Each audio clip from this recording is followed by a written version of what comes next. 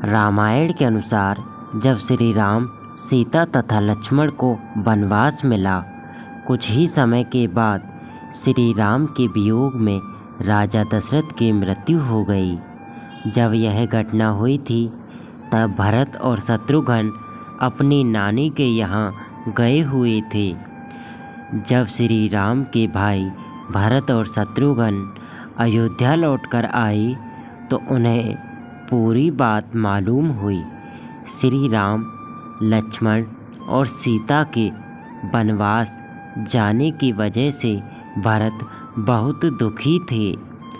भरत जी ने घर परिवार के लोगों और राज्य के सभी मंत्रियों से कहा कि मुझे ये राजपाट नहीं चाहिए। हम हमारे भाई श्री राम को वापस अयोध्या ले आएंगे। भरत जी की बात मानकर माता कौशल्या, सुमित्रा और कैकेयी के साथ अयोध्या के सभी लोग श्री राम को वापस अयोध्या लाने के लिए वन की ओर निकल पड़े। उन दिनों श्री राम चित्रकूट में ठहरे हुए थे।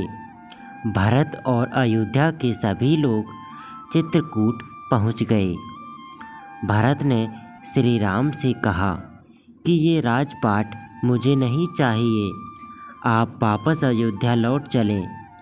श्री राम ने भरत जी को समझाते हुए कहा कि मैं मेरे कर्तव्य का पालन करूँगा एवं मैं अपने पिता राजा दशरथ के वचन का पालन करूँगा।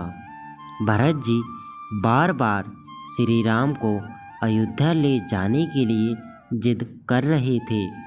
अंत में श्री राम ने भरत जी को अपनी पादुकाएं दे दी।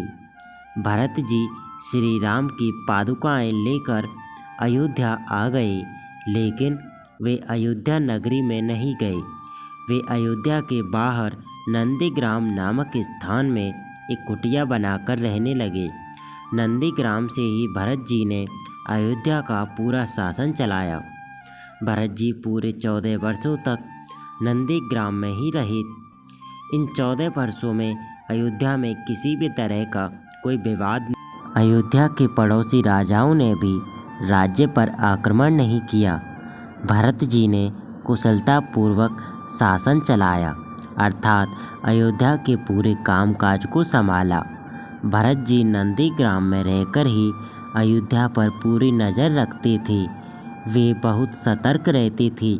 भरत जी ने किसी को भी इस बात का अंदाज़ा नहीं लगने दिया कि अयोध्या में कोई राजा नहीं है। दोस्तों, इस कहानी से हमें शिक्षा मिलती है कि हम यदि अपना कार्य कुशलतापूर्वक करते हैं तो हमें निश्चित ही हमारे कार्य में सफलता मिलती है। जिस तरह भरत जी ने अपना कार्य कुशलतापूर्वक किया, उसी तरह हमें भी अपना कार्य कुशलतापूर्वक करना चाहिए। तो आशा है कि आपको ये कहानी पसंद आई होगी। अगर आपको कहानी पसंद आई है तो आप हमारे चैनल को सब्सक्राइब कर सकते हैं।